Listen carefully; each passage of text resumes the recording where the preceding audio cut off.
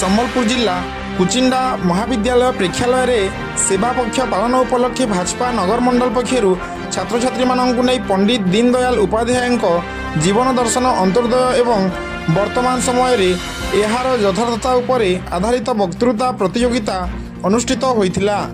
ନଗରମଣ୍ଡଳ ସଭାପତି ପ୍ରାଣବନ୍ଧୁନାଥଙ୍କ ସଭାପତିତ୍ୱରେ ଆୟୋଜିତ ହୋଇଥିବା କାର୍ଯ୍ୟକ୍ରମରେ ମୁଖ୍ୟ ଅତିଥି ଭାବେ ବରିଷ୍ଠ ଆଇନଜୀବୀ ଶୈଳେନ୍ଦ୍ର ନାୟକ ଯୋଗ ଦେଇଥିବା ବେଳେ ସମ୍ମାନିତ ଅତିଥି ଭାବେ ଏମ୍ପି ନୋମିନି ଅରୁଣ ଅଗ୍ରୱାଲ, କୁଚିଣ୍ଡା ମହାବିଦ୍ୟାଳୟ ଆଲୁମିନି ସଭାପତି ପ୍ରଫୁଲ୍ଲ ସାହୁ, ବାର୍ ଆସୋସିଏସନ୍ ସଭାପତି ଅଇଠୁ ରାଉତ, ନଗରମଣ୍ଡଳ ମହିଳା ମୋର୍ଚ୍ଚା ସଭାନେତ୍ରୀ କୁଞ୍ଜଲତା ନାୟକ, ଜିଲ୍ଲା ପରିଷଦ ସଭ୍ୟ ଦିବ୍ୟରାଜ କିଷାନ, ବୁଥ୍ ସଭାପତି ଯଶବନ୍ତ ବଲୁଆ ପ୍ରମୁଖ ମଞ୍ଚରେ ଉପସ୍ଥିତ ରହି ପଣ୍ଡିତ ଦୀନଦୟାଲ ଉପାଧ୍ୟାୟଙ୍କ ଜୀବନ ଦର୍ଶନ ଉପରେ ଛାତ୍ରଛାତ୍ରୀମାନଙ୍କୁ ଉଦ୍ବୋଧନ ଦେଇଥିଲେ।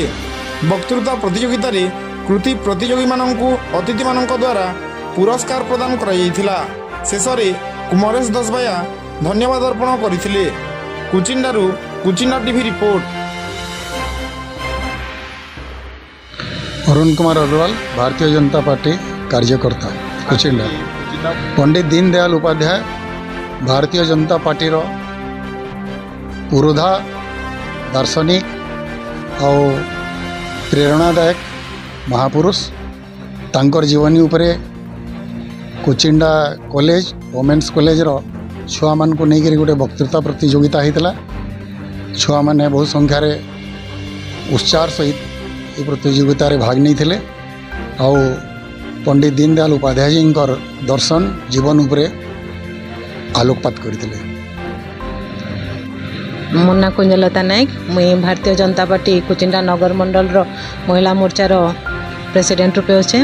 आज का आम कुचिंडा कॉलेज कुचिंडा रे पंडित दीनदयाल उपाध्याय जी एकात्म मानववाद उपरे एक प्रतियोगिता रखी वक्तृता प्रतियोगिता रखा जाइथिला।